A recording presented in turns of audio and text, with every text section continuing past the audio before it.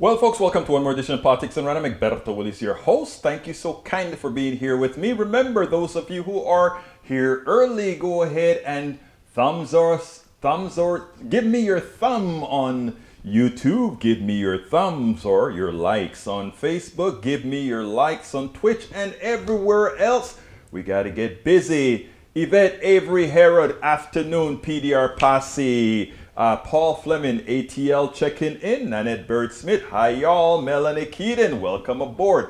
Folks, I'm very happy to see you. Message to Yvette. Yvette, working on your video, getting some time. Anyhow, folks, we're gonna have a good show for you, because I tell you what, there's a whole lot that is happening out there. There's a whole lot that is happening, and you know if it's happening out there, what's going to happen? We are going to cover it. What's the big deal now? Reconciliation article in Common. Well, I better tell you what the show is going to be about first, right? You know, you don't want to not kind of keep you in the dark, Okay, title of the show today is Reconciliation or Bust.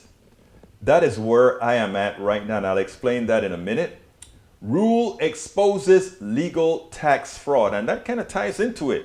The legal tax fraud that continues is the reason why one has to go reconciliation or bust. I hope these guys go for the high stakes and say, you know what? It's either we're going to grow together or fall together. Which one would you prefer?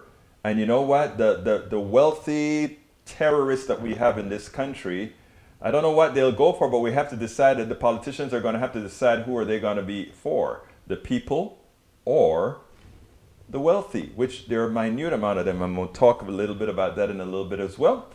Glaude slams a right-wing hack in blackface. You know, this morning I got up here at my daughter's apartment and started watching Joe Scarborough, Morning Joe. I really like Morning Joe because, again, you get a lot of different points of view. And you know that program, I think, has the same philosophy that I have, which is everybody's voice must be heard. There's nothing that's going to change Joe Scarborough from being a conservative. There's nothing that's going to change his Brzezinski from being a lefty. Nothing's going to stop that. The two of them can get along. They're married. Hey, we can all get along as a country. When we start realizing that commonality and not the rich commonality that really is there to screw us all, we actually get somewhere rather quickly. We get places a bit quicker than we normally would. So anyhow, I want to bring that up as well later on. But anyhow, let's go ahead and start talking about this article here. Reconciliation framework not enough to push through infrastructure bill, progressives warn. It's not enough for me, and there are more of us. Bloomberg reports House Speaker Nancy Pelosi and congressional Democratic leadership insisted that a framework agreement on the budget reconciliation bill would be sufficient for lawmakers to proceed with a separate vote on the $1.2 trillion bipartisan infrastructure legislation delayed by progressives earlier this month over concerns that their $3.5 trillion package wouldn't be sacrificed. I want to show you how the mainstream media does what it does. If you notice that sentence, what it says there, and Common Dream is not mainstream media. That is a quotation pretty much when they say delayed by progressives, right? Everybody voted on a $3.5 trillion budget for the reconciliation bill, which is a bill that covers all the things from giving people health care to giving people family leave, to giving people, parents, the ability to stay, to put their kids in daycare so they can get a meaningful job. All of that was known, $3.5 trillion. We had some stragglers that decided they were just going to fill it out for the sake of filling it out. But somehow, instead, Manchin said he only wanted 1.5 trillion. The progressives wanted 6 trillion. They came down to 3.5 trillion, Manchin 1.5. You would think that one would negotiate between 1.5 and 3.5. First of all, 3.5 should have been the buck stop here. Based on the things that we want, it should stop there. But again, everybody had agreed on 3.5. Yet, the way they talk about it, they say delayed by progressives earlier this month. It wasn't the progressives that delayed anything. It was these guys breaking the promise of where we thought a reconciliation bill would go, and therefore now we have to come back. Should we go ahead and say, oh, let's just go pass the infrastructure bill? No, absolutely not. And there are reasons why we don't want to do that. So the reconciliation framework must go.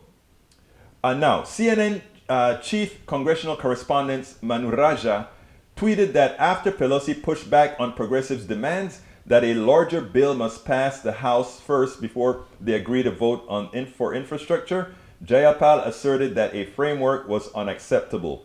Our members don't want to do that, Jayapal said, of the Congressional Progressive Caucus she chairs. They don't want to do it.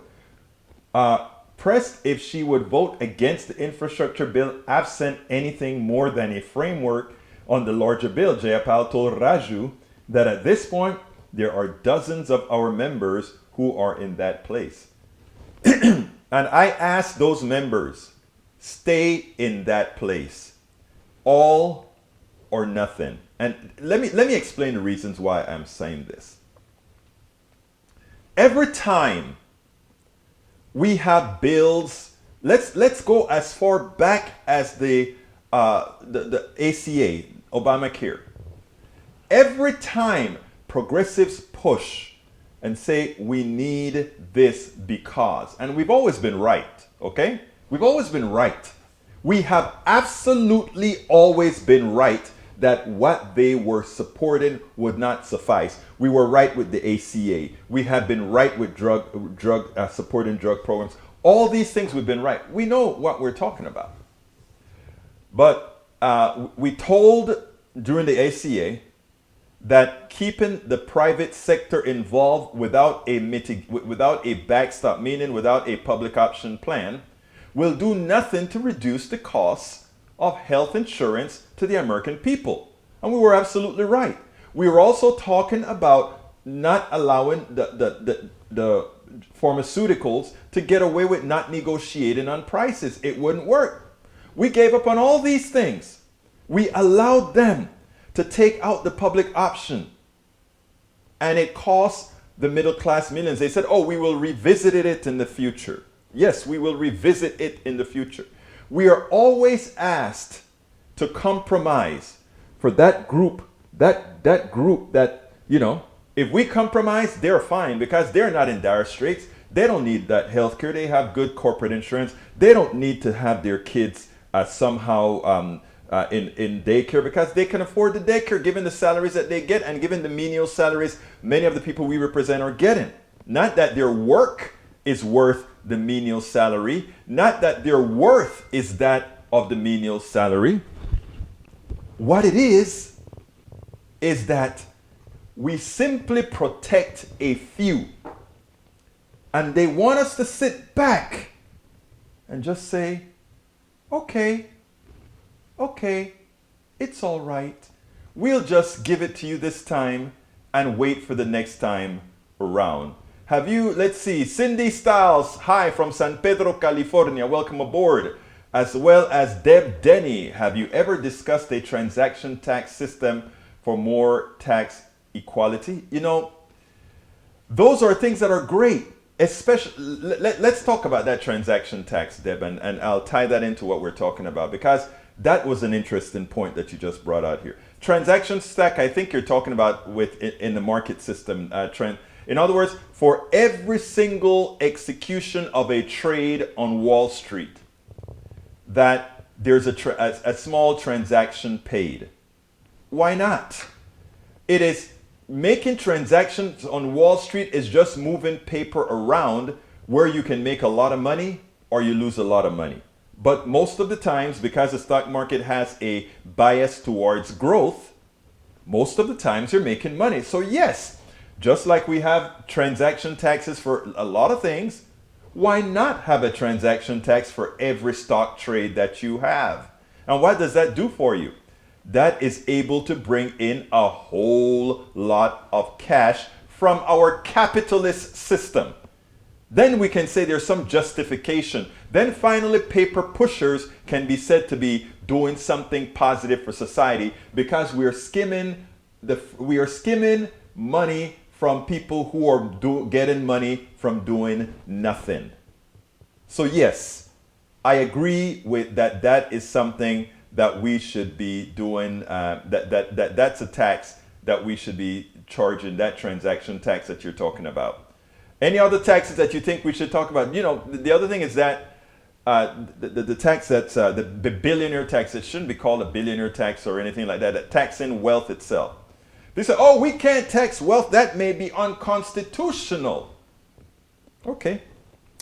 Let's play the constitutional game of taxing wealth. I want all of you who own a home to look at your home. That is your wealth. Look at your home. That's your wealth. Hello, Rose Williams. Welcome aboard. Look at your car. That's your wealth. Look at all the things in your backyard that you're paying a property tax on. Guess what that is again? That property tax is a wealth tax.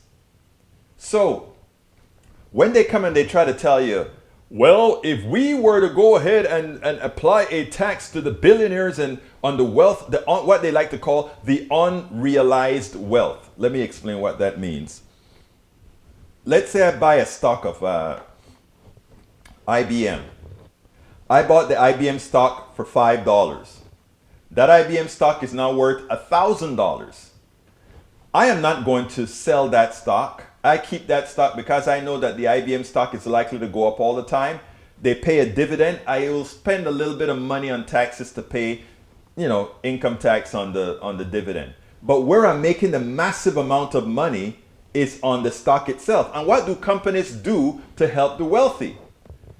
If IBM has a huge year where they make a ton of money, do you think IBM is going to give that money out as dividends that's going to be taxed as income? No, because they've already paid off politicians to say capital gains is not income, but wages is income. But what is it? Dividends could be kind of an income. So you tax those, but capital gains, no. So the companies come to your defense. The companies say, okay, we're not going to disperse all these profits as income. We are going to buy back the stock. And since we've already found a way to hide all the profits we've made to pay zero, hello, Petition Queen, welcome aboard. Howdy y'all from Texas. May Wood, hello from Long Beach, California. So what they do now is they say, okay, we've already hidden our taxes as a corporation. Now, if we pay out those hidden taxes as dividends, our shareholders will have to pay more taxes. But if we buy back more shares from those who want to get out of IBM shares, those who keep the IBM shares, which are those professional investors, the capital gains on that go skyrocketing high. And that's why you see remember when they brought back the money from overseas, they repatriated money from overseas. The companies didn't give it out or put it into the economy. They bought back stock. Those stock raised in value. So those people got a tax break from bringing the money back. And they also got a wealth increase. So all of that we thought would have benefited the average American citizen really screwed us all. And did you hear much of that on the news?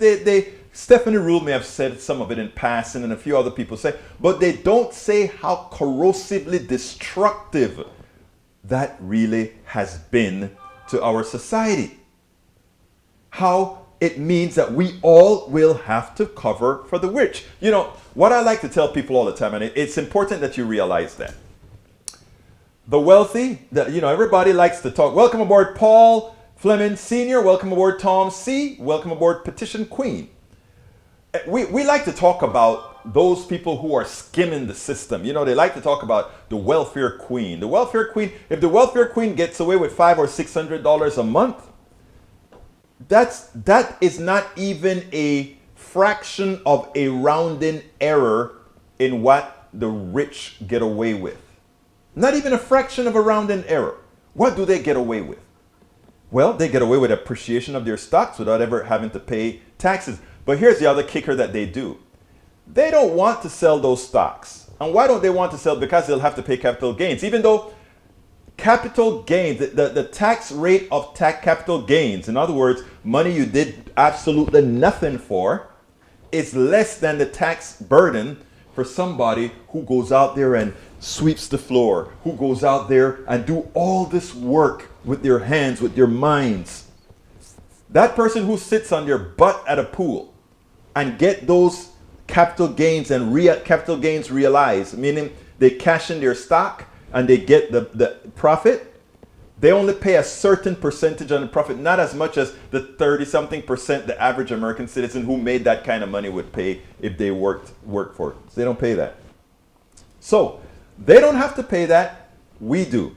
If you want to know what parasites look like, people like to talk about the wealthy somehow. They created money. Why penalize them for the things that they did? I want to make a categorical statement. Most of the wealthy, and this is not even up for debate. Most of the wealthy have not earned their wealth. And who has really earned their wealth? You have.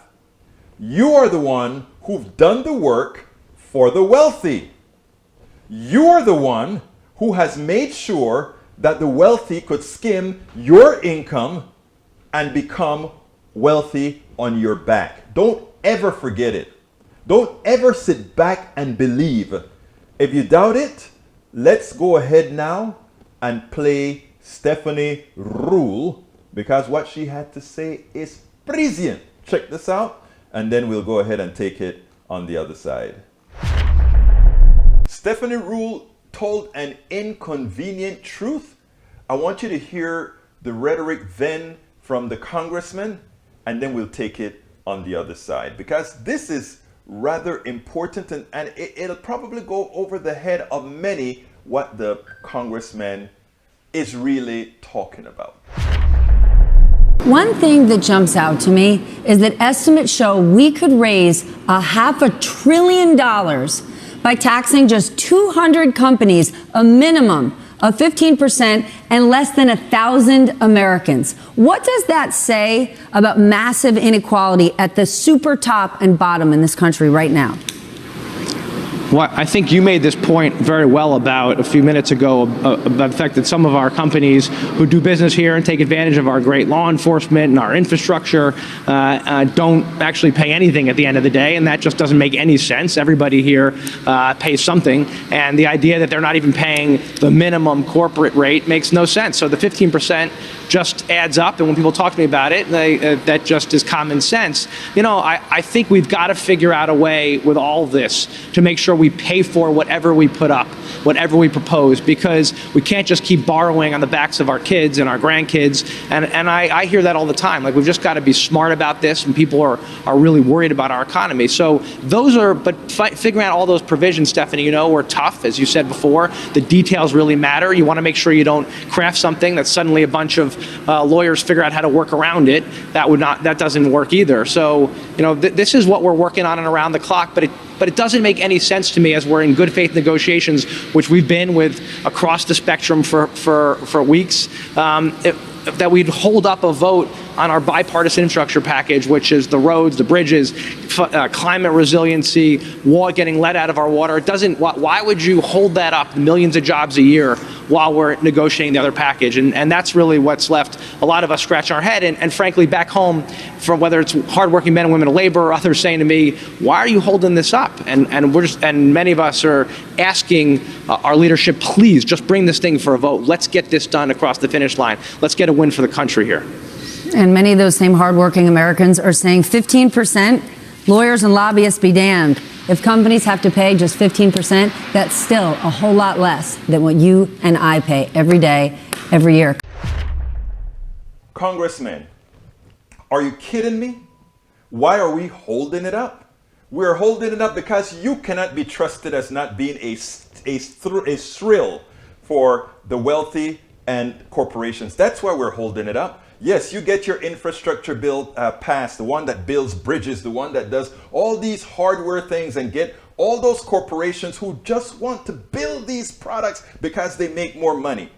But they find a way to put a stake in the heart of that which helps people socially, that which gives people health care, that which people gives all these things. You know why they scoff at that one? Because now that requires more taxes from those 1,200 people those 200 corporations and that 1,000 people, that just those two alone raise $500 billion. If that doesn't seem obscene to you, and understand why progressives are saying the fact that those people could have gotten away with not paying $500 billion in taxes because of the policies that all of you support, and that all of you are listening to their lobbyists, why you're not wanting to charge them. You don't want a tax on 100 millionaires except if they make 100 million after 2 years. I mean, it is preposterous to ask the question, why hold up the bill? They hold up the bill because they know you want the bill. And the reason why they will not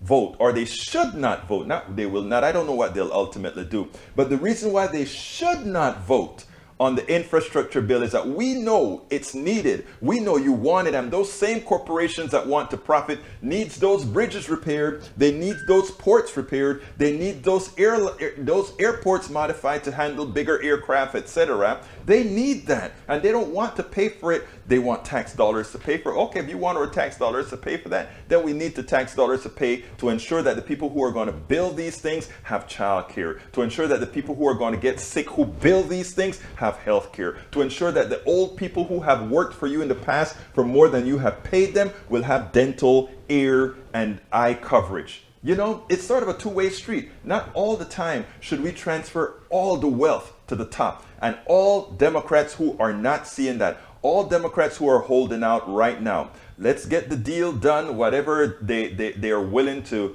pay in order to get the hardware infrastructure bill passed. Okay, make the deal for that. And then in 2022, let's rid ourselves of the scab that remains on part of the party. We've got to get rid of the scab, because I tell you what, the constant pilfering, eventually just, look, yesterday we had Rose Williams, who spoke about the indentured servants, many of how they died. And she said that, and she made that important case that we elaborated on.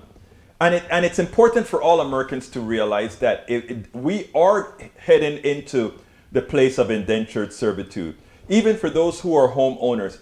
Look, if you have a home, the banks have been putting out ads like crazy, trying to tell you, hey, you have that beautiful home. You can actually get money out of that home, and you can stay in your home. It's still your home. Go on that big vacation. Go ahead and overspend your money. Just go get it. Just give that. Just come to us. Take a what is it called? A loan. Take a loan out. They call it the oh my God. What kind of loan do they call it? It's sort of a home loan on your thing, right? And anyhow, so they want you to do that. And normally what we'll do is we would leave the home to the next generation. The next generation gets a start. That the home equity, not a home equity loan. It's a reverse mortgage loan. It's a reverse mortgage. They call it a reverse mortgage. And with the reverse mortgages, you can actually take the money out of your home. And when it's time for, when you're dead, they can't throw you out of the house. That's a magic that the bank does, right? They can't take you out of the house. But it's also guaranteed by the government for the bankers, because I think if they can't get 95% of the value of the house, guess who pays? The bank. I'm sorry, you, the taxpayer. It's guaranteed. So they encourage They encourage bankers to give people reverse mortgages because the bank never loses. The bank never loses. So anyhow, so what do we do? A lot of people take out those loans. Look, if you've had no other recourse and the only thing you had was your home, and by God you wanted to stay in that home, a reverse mortgage may be your only option. I can get that. I can get that. But it's the worst of all deals. If you really want to get the money out of your house, sell it outright and put it into a policy that pays you monthly. Instead of going to the bank for the reverse mortgage, where they're the ones that capitalize on making a whole bunch out of that money that you've earned over the years. All right, let's see. Deb Dennis says, the idea is not just for stock exchanges, but for every time money moves, it's taxed. Buying, selling, moving between accounts, rich, more. Well, I wouldn't go that far, Deb, because that would be a regressive type of a tax. Because for those people who are I mean, even if it's based on the amount of dollars you move, it's a regressive tax. It's like the sales tax is one of the worst taxes out there. It's regressive, meaning if I make $50,000 and I'm paying a sales tax of 8-something% on the things that I'm buying, compared to somebody who made hundreds of thousands of dollars, the amount of things that he buys relative to me and what that has the effect on his total output is a lot harder on me than it is on him. So I think I don't want it on every transaction, and that's why, you know, putting it on stocks and other things, high income transactions, I think is more palatable to most than the other. Eric Hay says, sourcing oil from Russia as an enemy, got it, thanks Biden. I don't know how you come up. I don't know why you listen to the things that you listen to, Mr. Hayes, but oil is a fungible commodity. But I don't know that you're going to... We'll talk about that some other time, Brother Hayes. We need our whole system repaired due to the damage done the last 10 months. If you believe that the damage to this country occurred over the last 10 months, then you haven't been doing a lot of reading. And you've missed much of what we've discussed here, or you have decided to color your thought process incorrectly.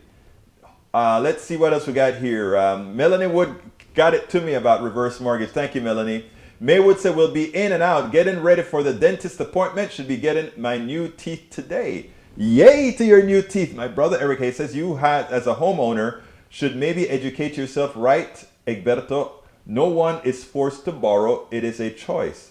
I didn't say anybody was forced to borrow.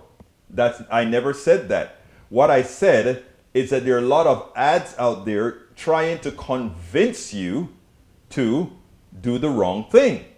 Now, it's amazing coming from a conservative who many times are against many policies, you know, against gays, etc., because you said that would influence straight kids.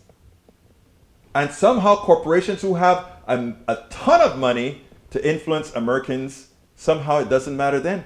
That shows selective outrage. Rent it and buy other homes to create wealth and asset. Anyway, let's see. Norman Reynolds, welcome aboard. Let's see. Eric, what damage to the infrastructure or economic structures you think has occurred in the last 10 months? Come on, man. Think for yourself on this. How long does it take for corrosion or abrasion to result in the current failures? Norman, I'm glad that you responded to Eric Hayes like that. Reynolds, damage to the economy and the poor and people's pocketbook, period, making others poor. That is really indoctrinated thinking of the right. But you know what? It gave us a chance, Norman, to expand. I feel a certain sense of... I was told not to use the word pity, so I won't use the word pity. I need another word other than pity.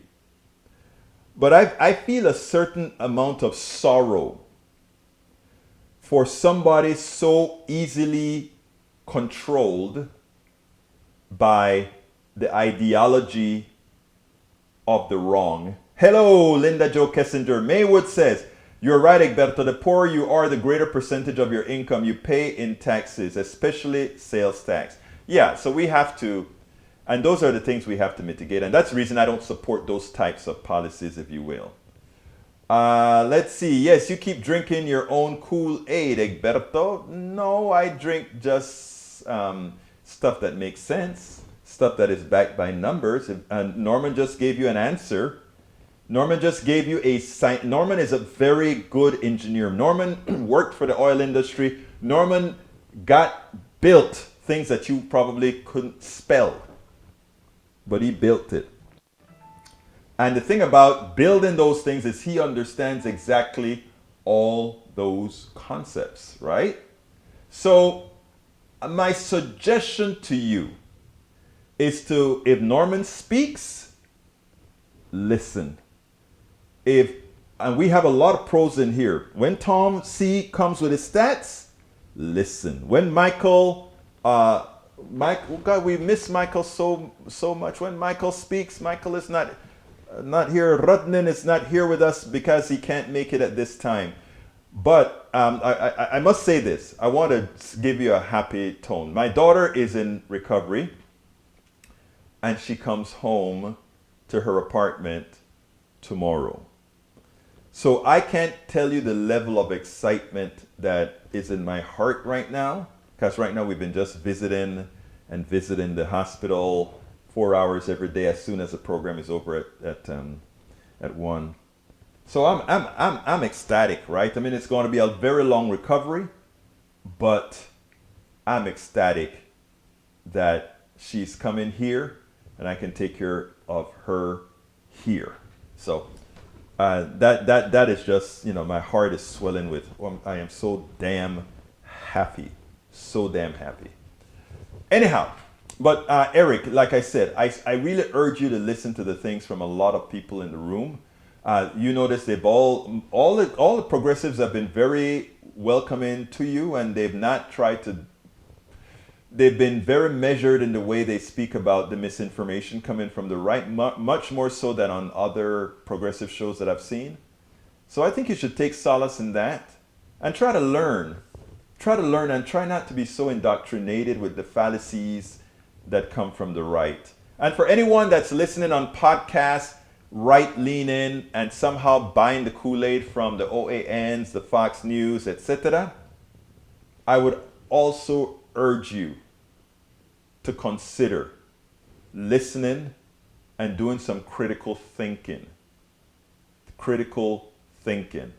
Melanie Keelan says, I'm happy for you, Linda and Ashley, a family reunited. Unfortunately, Linda is in Houston doing some important work, for the family. And I will be here taking care of her, but she's going to come up here periodically as she's able to visit our beautiful daughter. So, but I will be taking full care of the daughter. Everett says, we do miss Michael. So glad Ashley's coming home. I am too. You don't know how much I am. John Smith says, Egberto, can you tell if your daughter is getting back much of the physical control that she lost? She has already started getting strength. She lost physical control on her left side, her legs, her arms. This time around also it affected the muscle in her eyes, and it has already started to come back. So yeah, John Smith, it is, I just have to be thankful that it looks like things are improving, like I said, slowly, but we're seeing marginal, great gains in some areas, marginal gains in other areas. So thank you very much for asking. And Deb, thank you for reminding me. It's time to do my ask. Folks, if you are on if you are on YouTube, I want to ask of you to please click that join button if you have the wherewithal to, and support the program. As you can see, we cover topics in more honestly than the mainstream media is able to do. Not that they're bad, they just don't have a choice. Their masters are the same people that are causing us angst. So please go ahead and click that join button, become a part of our PDR posse. We really, really work hard to inform. Now, if you're not on YouTube and you don't see that join button, you can always go to politicsdoneright.com/YouTube, politicsdoneright.com/YouTube. You can also go to politicsdoneright.com/Patreon, politicsdoneright.com/Patreon, Patreon for politicsdoneright.patreon. You can also support us via PayPal. We love PayPal too. For support, not what the person who owns it believes in, but for support, politicsdoneright.com/PayPal, politicsdoneright.com/PayPal. You can get our books at politicsdoneright.com/books, politicsdoneright.com/books. And you can shop to get our t-shirts and our hoodies and all of that. Hey, winter is coming. Why don't you get one of the Politics Done Right hoodies and you help us grow our base? So go to politicsdoneright.com/store and you can go pick up that hoodie as well. And I tell you one other thing, my brothers and my sisters. I have a catch-all. You know, if you want to say, I don't have all the links, just go to politicsdoneright.com/support, politicsdoneright.com/support, and we have all the different methods in which you can support the show. Did I give you the politicsdoneright.com books? Yes, I gave that already. Thank you so kindly, Deb, for reminding me to do this. So often I forget, and you know, if Bridge MCP usually reminds me, Deb now reminds me. You guys, I love you all. Listen. For those newcomers that want to know, well, what is it that you do? Why should we be supporting you? I'm going to tell you the story. I'm going to try to tell you it in a minute and a half. And it goes like this. The right wing has paid people all over the world, putting a whole lot of misinformation into the web. Okay? So that when you scan, if you scan for, is the income tax a good thing? Their messaging that says income tax is terrible, income tax is, they have all that messaging that comes out. We on the progressive side have to do it all on our own. So I decided, I had a software company, I decided I got to stop just talking about what needs to be done and do it. So after making a whole lot of adjustments, I decided to go full-fledged political activism. By the way, I was a political activist from back at UT in college, but I had to play the corporate role for a while and the business owner for a while, etc. Anyhow, now, what I do, I make several videos every day with our progressive slant on the news. I also write several blogs. So we do several videos, several blogs, articles, and of course I've written 3 political books as well. And the idea is to flood that website, the market, with this information so that people can see the truth. And I'm not talking my truth. I'm talking about the truth. And others are doing the same thing as well. A lot of small progressive people are trying to do this to make that difference, to help stop the slide into fascism, because people read all that stuff on the right. And that is what you are supporting when you support me. Just go to egbertowillies.com, politicsdoneright.com, theliberalnetwork.com. These are all places that I continuously put our writings and so forth. And by the way, for those of you who are here and who want to get a message out, this is your platform. And we want as many messages, as many progressive messages as possible. So if you have an article you want to put out there, send it to me. Make sure it is fact-based. Send it to me and I'll put it at one of our websites under your name if that is what you want. I never put other people's work under my name. Every now and then when I'm posting Tom Hartman's articles, I would forget to change the article, and someone would say, Berto, you didn't write that. Tom Hartman wrote that. And I'm like, yeah, I know. Tom's my buddy. He told me I could post it. And so it is important. It is important if you have messages as well that you want to put out there. We are here to serve. And Norman has written articles that have done very well at egbertowillies.com. So has Bridge MCPs, and many other people have published. We've gotten their message out using our platform. Not our platform, all of our platform, to get that message out. So that's an invitation if you want access as well. Let me continue reading. Egberto, can you? Yes, I answered that one already. Time to post your links. Thank you for reminding me, Deb.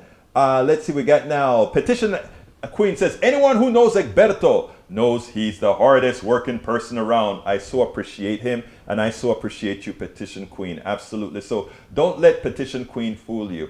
She runs a heck of the independent Help me out here. League of Independent Voters. She is a jewel for Texas and beyond. So remember that, people. Remember that. Let's see. We got Nanette Bird-Smith talking to Eric. What else we've got here? All right, folks, if you have any other messages, let me hear it. But I'm coming with the other video now. This one is a change of subject, but not so much, because my contention is right now, the right is trying to split us using race as a cue, right? And you know, first of all, I don't believe in race, but since we live in a racial society, it is a subject I have to cover. So I want you to listen to this, and then we'll take it on the other side. There was a debate today between two black professors on Morning Joe that I think we need to heed. And it's interesting because especially in these times where we know for a fact what the right is stoking, it is important to note what this particular conservative professor, John McWhorter, is doing. Check this out, and then we'll take it on the other side. The book doesn't read like what you're talking about. There's a sentence at the end of chapter 1 where you said they're coming after your kids. You know how that sentence lands. You know how that sentence lands in this moment. There's this throwaway line. There's this throwaway line at the conclusion of the book where you say that some of us are talking about why are you focusing on this when we can focus on January 6th and the insurrectionists. You call it a debate team feint. And now we know that the Stop the Steal is informing state legislatures across the country to try to disenfranchise voters of color. We've seen an uptick since 2008 of hate crimes. I don't know what you're up to. I don't understand the political work of this book in this moment, because you come out of a tradition I understand, but I don't quite get, because I'm reading this book and it doesn't match your rhetoric at all. It seems to be throwing kindling on the fire. If you say you're reading, I get the feeling you haven't finished it, because I write in the book exactly the sorts of things that I think would help the Black community. It's a well, then you wouldn't have asked that question. It's a constructive book. And as for the debate team feint, I do think it's a debate team feint to say that I shouldn't have written that book or that it's about trivia simply because of what happened on January 6th. No, you said it was a debate team feint because it lacked institutional presence, because the woke racists have institutional footing and they can have an impact. You see no institutional footing for the physical violence that was, and then I point you to what state legislatures are doing. And then, so I don't quite understand the political work in this moment when we see that the FBI is talking about the greatest threat to the country are domestic terrorists and white nationalists. How this animates your project. This woke racism isn't taking over institutions such as the kinds that both you and I work in. If you don't see that, I don't understand how you can say that I am less concerned with the fate of Black people and what Black people do and what is thought of Black people than you are. This whole woke racism is taking over institutions that are of great value to both of us. I'm not saying that problems aren't happening on the right, but to say, why am I writing this and what is my agenda, and maybe that's the implication, when what happened on January 6th is real too? No, it's a debate team feint. I should be just as concerned with this as somebody else should be concerned with things that are coming out of the right. Let me correct something first of all. It is true that there are some people in the, I don't want to call it the race game, but in the that discuss race, that they try to overanalyze, over-academicize, if you will, the issue. Let me give an example, and I'm going to use sexism because I can speak to having been a sexist and having wronged a female in the rhetoric that I used and not realizing it, asked the female, hey, what is it that I said? And she said, you go research that on your own. And I was left in the cold because I wanted to know what did I do wrong that I needed to learn and correct about. So there are some elements within the race debate as well that would tell the offender, hey, you go figure it out. You just offended me. You just did something that's wrong. You just figured it out. Now that is one of the aspects where I can consider to some extent it being woke. But with the remainder of what racism has really done, what it continues to do in the country, to have a Dr. John McWhorter write a book on woke racism, how a new religion has betrayed Black America, it's it is then going to be used as the Bible to the racist right that says, look, even this black professor says that racism is woke, while we have all the hooded racists, and well, they don't even have to wear hoods anymore, out there saying, you will not replace us, while they go out there and make the entire rhetoric about critical race theory, not wanting Americans to know the truth of the ills and the sins that created this country based on, in fact, yes, racism, not only against black people, but against many others. Knowing the mistakes that we make is the solution to our problems, and it's not an attack on any one particular ethnicity. You know, from those who watch this program here, you know that I don't believe race is a real thing, but given that we live in a racial society, it is something that we have to explore and talk about in the context of what people actually do, what people say, what people know, how people behave, how people delineate things. So this professor's work, in effect, will become the Bible of the right against black folks. And worse, he has used the same rhetoric that you hear on the right, so that it gives it now credence, and not only credence, but just like we have Candace Owens and other prostitutes to their particular ethnicity, we have another one here that continues and will be more a detriment. And this is not a detriment to just black folks. This is a detriment to America as a whole, because it creates that character of dissension that will hurt us all. Exactly. He's nothing but a prostitute. And I mean, the wording that he uses in the book itself just shows that he's just a prostitute to the right.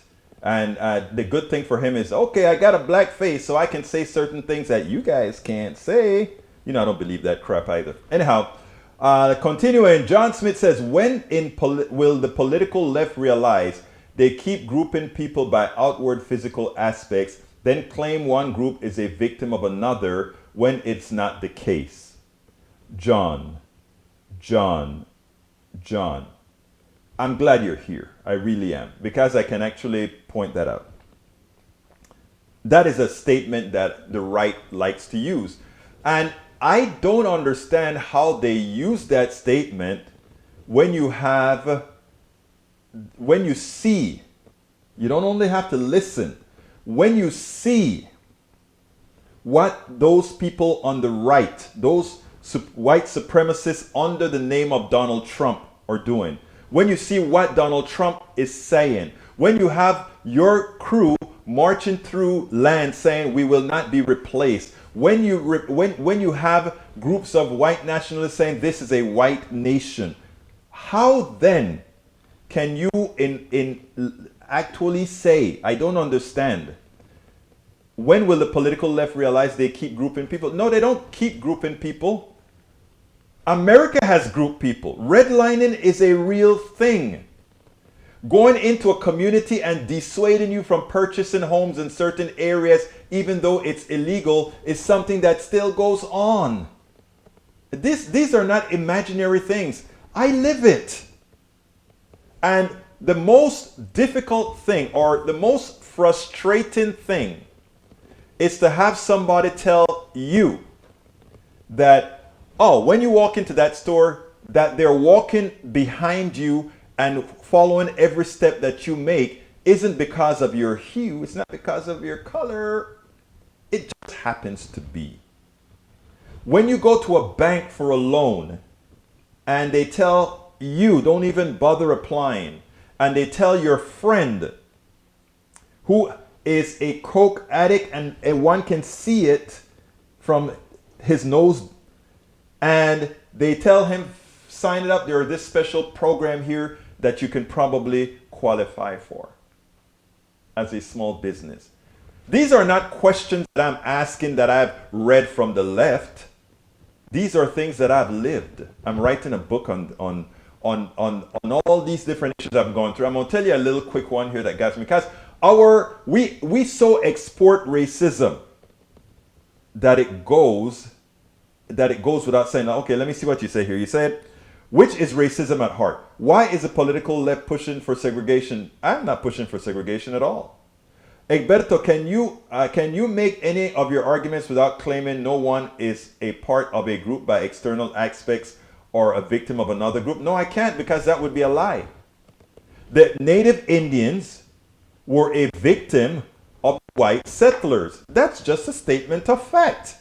And what the white settlers did to the native Indians forever impoverished them, and it will stay that way until it's mitigated. That's a statement of fact. Slavery and redlining was done by rich white bankers, etc., that forever impact the wealth of these people. I mean, please tell me, Brother Smith, what statements did I just make about redlining, about the natives and so forth, was wrong? Was any of that not true? And the only mitigation for that is, the truth of the matter is to make things right. I would like to know why telling the truth somehow makes me the racist as opposed to those who actually perpetrated it. So I'm entertaining. I really want to hear your response after you've listened to what I've said. Let me hear your response. Norman says, barefoot, hobbled at 10 meters behind the right says, you poor, run the race, and if you're last, it's your failure. Yeah, but you know what is so interesting, Norman? Race was the factor that they used to run their scheme, to run this capitalist scheme. They could do it based on hue, based on pigmentation, because they still had those other people. But eventually, because of the way if you calculate the math behind our form of capitalism, eventually, all those people in Appalachia and everywhere else would have gotten eaten. They had to get eaten because you run out of people to harm. So now those other groups are being harmed. Okay, let's see. John Smith responded. He says, you must name people because individuals are responsible for their acts, not groups. Look, groups benefited from those individual acts, and those groups did nothing to mitigate the individual's act. It is amazing. I like that you said that, John, because there's a lot of truth to, believe it or not, John. I like that statement. You must name people because individuals are responsible for their acts. That is so true. But when the group starts to follow the lead of the individual, they become that which the individual has become, or is that which the individual is. So, I mean, I agree with you. And let me tell you how I agree with you, John. I don't want folks to look at my pigmentation and equate me with others with my pigmentation who are doing wrong. We hate that. So that statement that you make is an absolute truth. The caveat is when those in the group follow the individuals who have done wrong. You see what I'm saying? We can get somewhere here, John. I agree with that. I need you to agree with that statement I just made before I end the show. Come on and agree with that statement. I know you agree with it because your thought process is actually there. I can see it in the words that you're using, and you're right there. So you got to agree with me there. Let's see. Maywood says, I think they are trying to imply that pointing out their failures, harm, and racism is a sign of racism. It's not. When only 5% of the white Southerner were slave owners, but then blame all. No, again.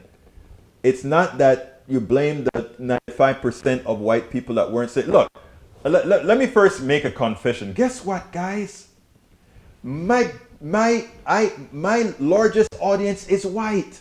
This black guy can't believe that white people are bad people. The majority of my audience is white. But you know why I can hold on to my white audience with the things that I speak about? They feel and see the honesty from the heart and know that I'm just trying to make things better. So John, the statement is true, but your statement is true, but it needs a narrative behind it. It needs the correct context behind it. And I know in a conversation you will agree. I can't wait till I get the phone system working, because you sound like somebody that I should have on the other side of the phone while we're talking here at Politics Done Right. Anyway, we are done with the show today. Look, I love you guys. Let me put the links one more time in, and then we'll end it out. Folks, please go ahead. If you are on YouTube, click the join button and become a part of the posse if you have the wherewithal to do so. If you're not on YouTube, if you're watching on some other platform, please go to politicsdoneright.com/YouTube, politicsdoneright.com/YouTube, and click that join. Help us out here. Alternatively, you can support us on Patreon, politicsdoneright.com/Patreon. You can also support us on PayPal, politicsdoneright.com/PayPal, politicsdoneright.com/PayPal. You can get our books at politicsdoneright.com/books. You can support us by purchasing at our store. Guess what? Cold is coming. Get yourself one of our hoodies. Help Politics Done Right and the progressive movement by going to our store, politicsdoneright.com/store, and get that hoodie and get all those other things. It'll help us out, and it'll keep you warm, and at the same time help us keep this message going. And if you want to catch what are all the different methods in which we can support Politics Done Right and the progressive movement, politicsdoneright.com/support. Look, guys, it's been a pleasure. It's been an honor. Let's see. Rose Williams says, before I go, I like to read what you guys say. Rose Williams says, the Unite the Right group's agenda was pretty clear, whether individually or by group. Exactly. And Tom C says, unfortunately, racism is still America as apple pie. We still haven't reached to the point where everyone is judged only on the content of their character. Groups are also responsible for their acts. Thank you for pointing that out, sir. Maywood was replying to Norman. All right, got to get out of here. Look, folks, I thank you guys. I know you can be anywhere else, but you're here with me. I honor that. I appreciate that. Please share the program. Please give us that thumbs up on YouTube, that like on Facebook, Twitch, and on Twitter. Follow me at Egberto Willies. At Egberto Willies is my Twitter. My name is Egberto Willies. This is Politics Done Right, and you guys know how I end this baby. I am what? Out. We spend a lot of time deconstructing the news, trying to parse it into a form that everybody can understand. We try to find those little nitpicks where it flies above the fray, etc. If you really like these videos that we do, I want to ask a big favor. Please go ahead. Number one, subscribe to our channel. And number two, please join if you can. Thank you so kindly for watching. Keep watching. Please remember to share. We must populate the entire internet with our progressive message, a message that we know is what most Americans say that they want. So help us, please join.